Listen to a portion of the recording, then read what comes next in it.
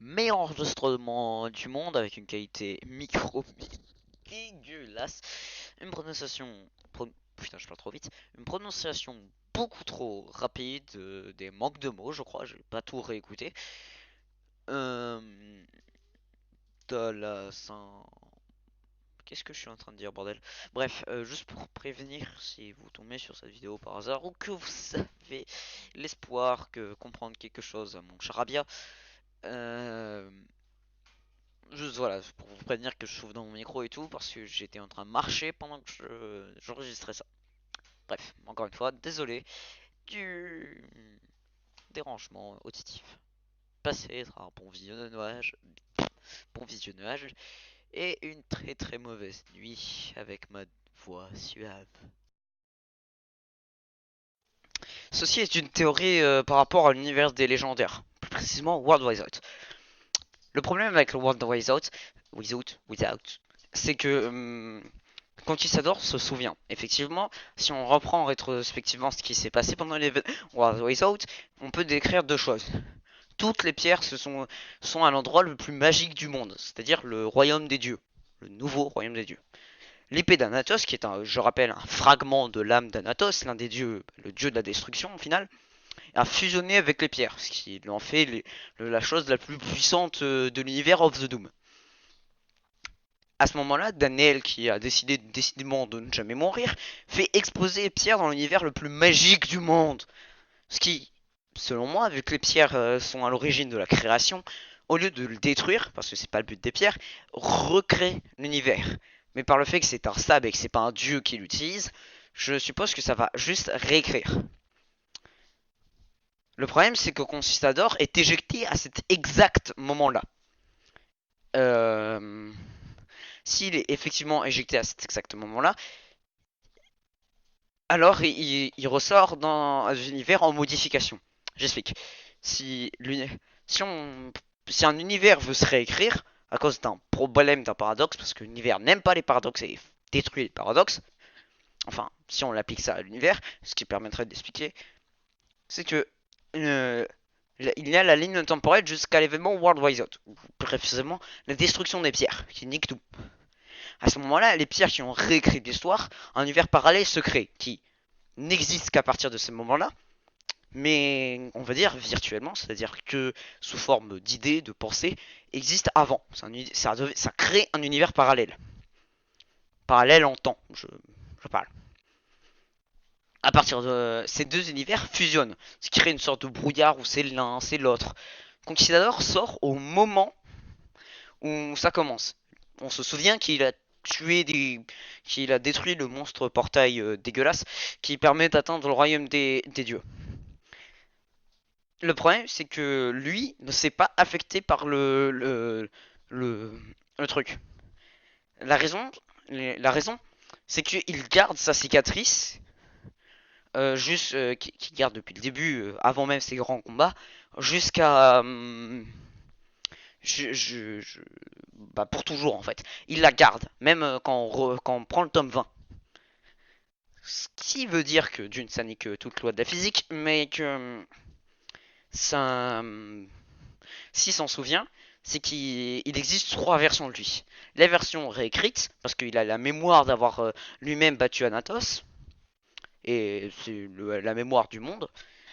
La mémoire réelle, ce qui s'est vraiment passé dans l'univers, on va dire, principal. Donc on va parler de, ici, l'univers légendaire.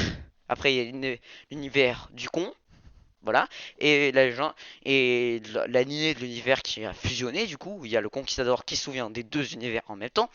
Pas du tout schizophrène, le mec. L'univers con légendaire. Voilà, ça va être plus simple. Et entre tout ça, cette intersection, le brouillard quantique, ou brouillard temporel. Une sorte de zone floue bizarre. S'il s'en souvient, et ce qu'on trouve, c'est qu'il a encore le livre, qui vient de l'autre univers, hein, je rappelle. Un livre qui s'est pris un blast cosmique qui a détruit l'univers des dieux, qui, dans un petit livre, qui se souvient d'un univers qui n'existe plus. Petite faille à côté de bouts de pierre et d'un fragment de l'épée d'Anatos.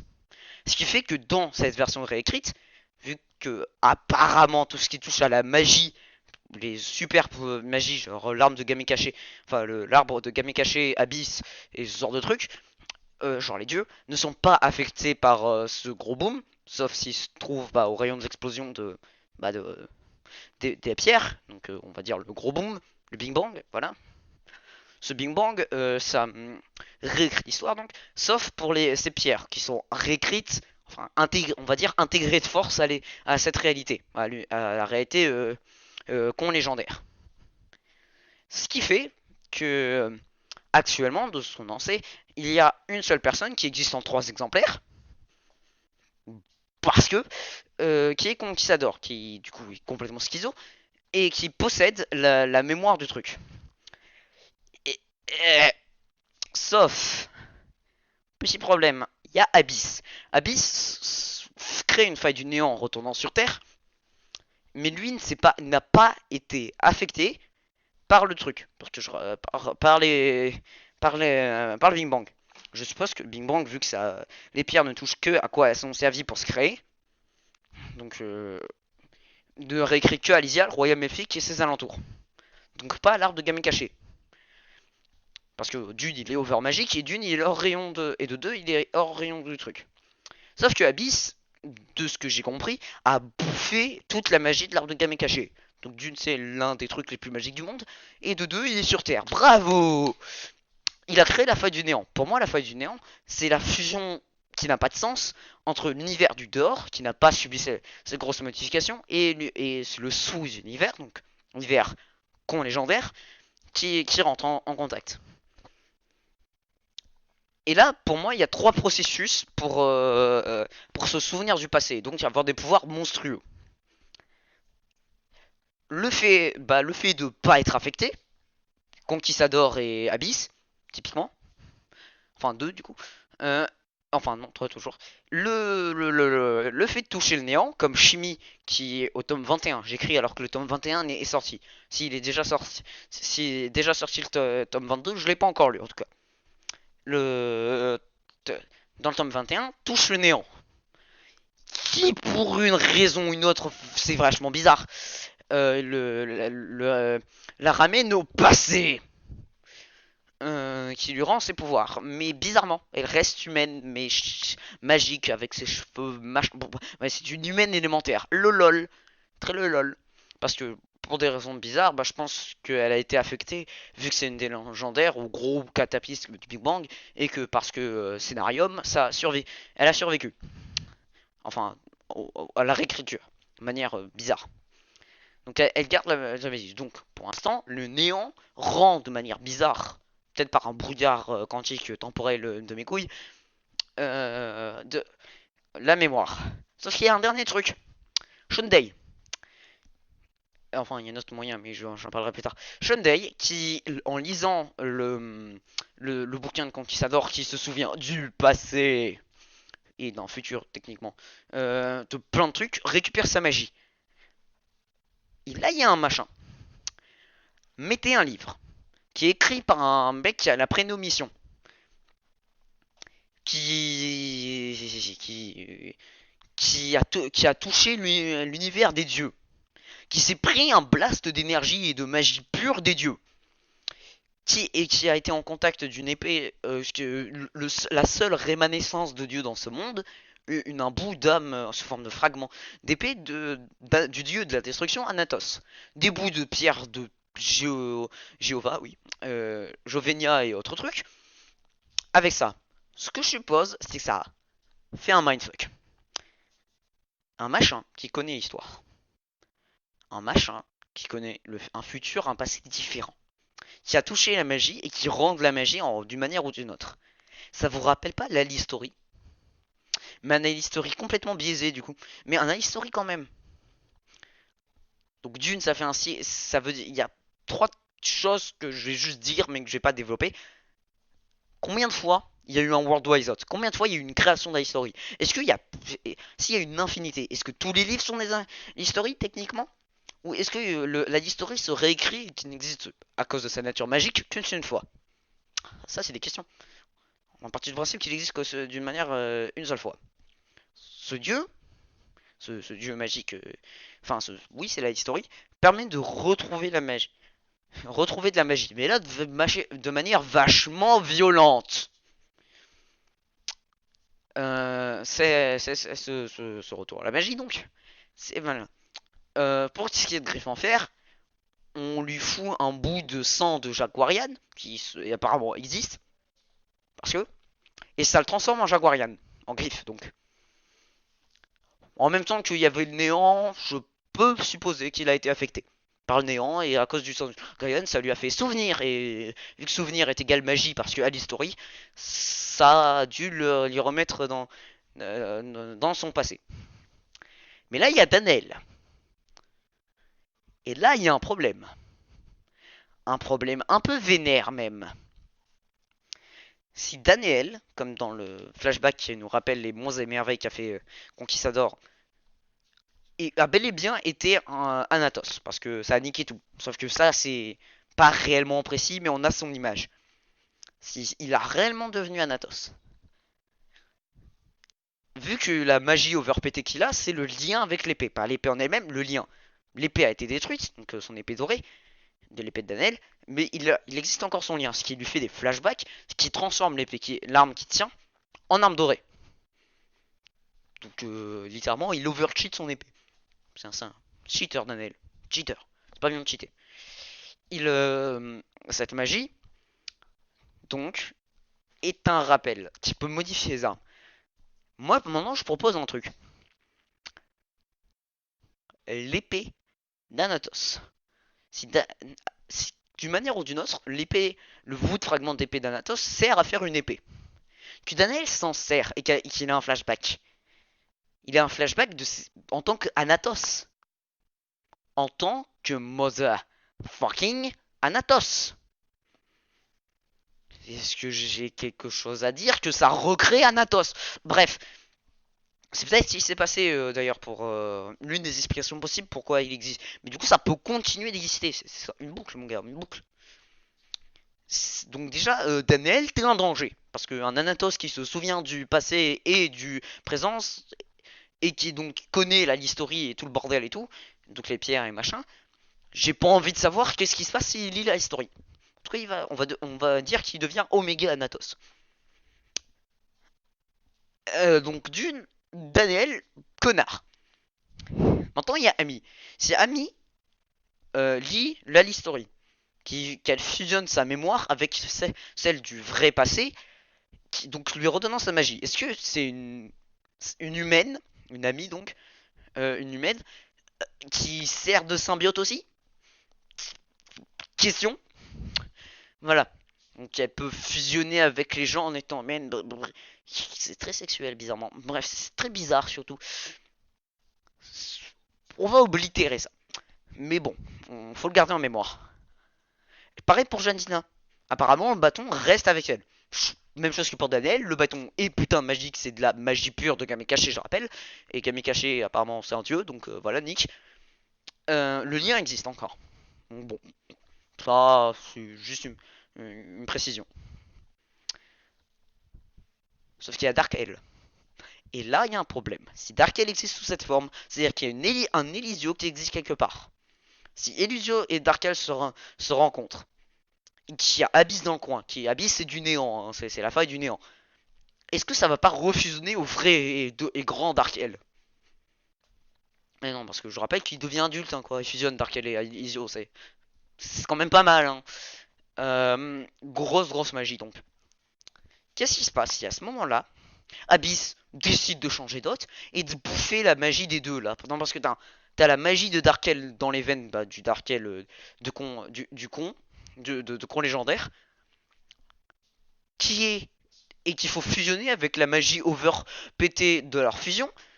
En plus du rappel que fait cette fusion, que c'est de bah que c'est de la magie de Darkel tellement elle était puissante avant.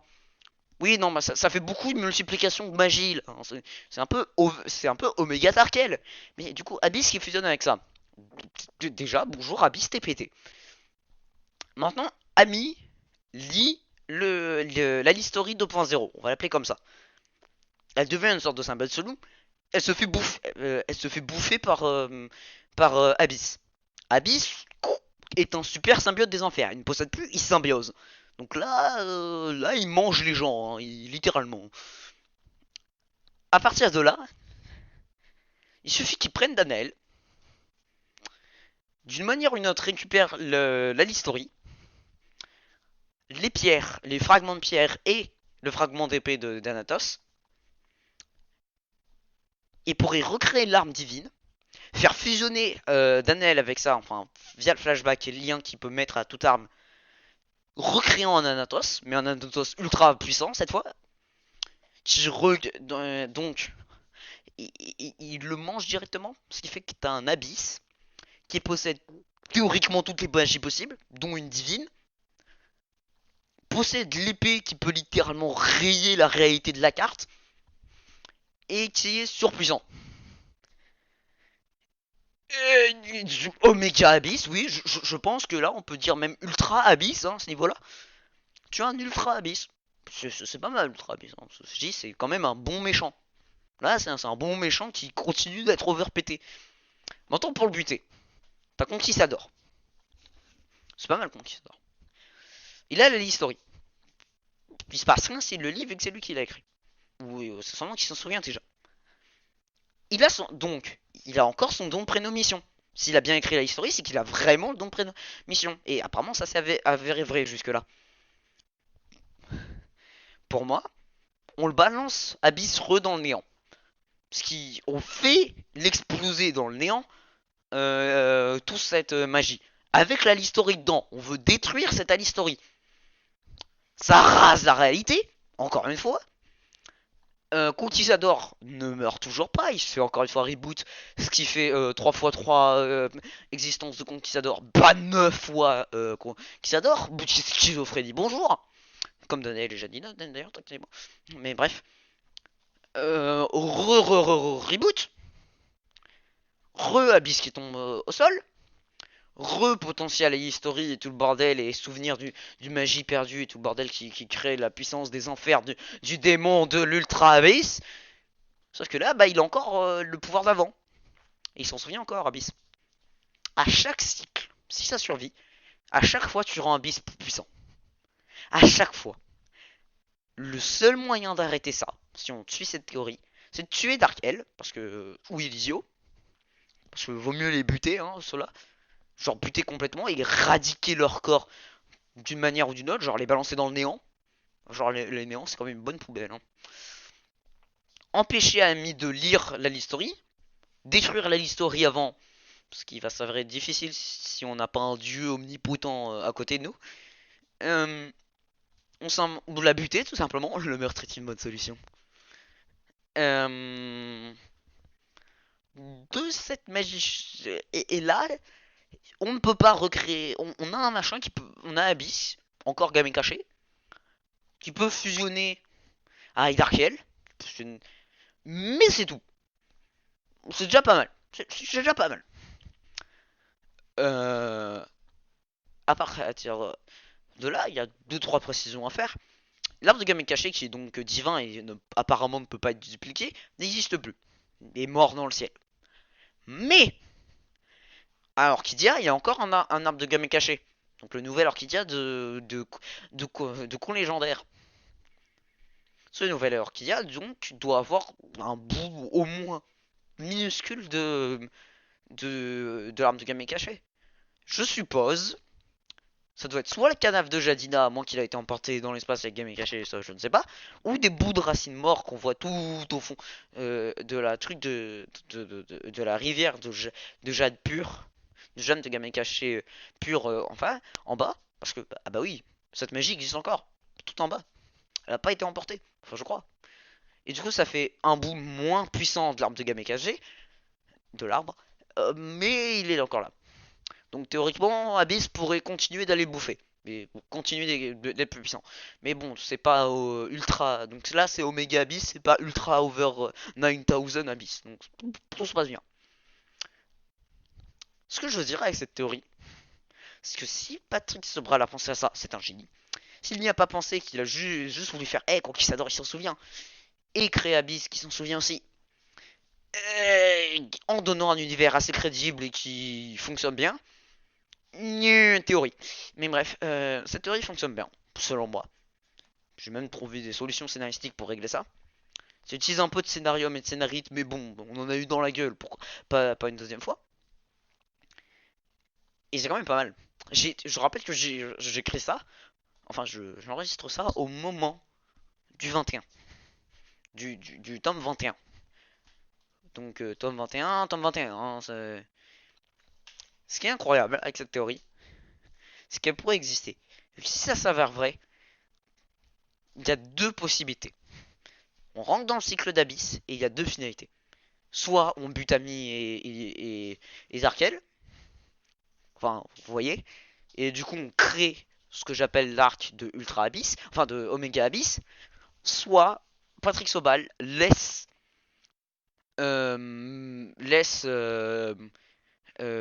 Ultra Over 9000 Abyss exister. Ou la troisième solution, il fait un Deus Ex Machina et il nique tout ça. Ce qui serait pas plus mal, mais ça risquerait de provoquer plus de théories par accident. Pour ceux qui se posent la question d'où ça sort le truc de brouillard temporel et tout, c'est une théorie à moi, voilà, hein, je le dis, que j'appelle la néantique, ou l'omnichronisme, qui est juste une théorie de comment ça pourrait exister l'univers. Je pars du néant et j'existe tout le reste. Voilà, un jour je l'enregistrerai, mais en gros c'est ça. Et dis tout simplement que je parle dans ça juste de l'interaction possible des univers. Pour cette théorie, il n'y a pas trop besoin de brouillard quantique, mais je trouve que ça permet d'avoir une bonne représentation visuelle de la chose. Au revoir.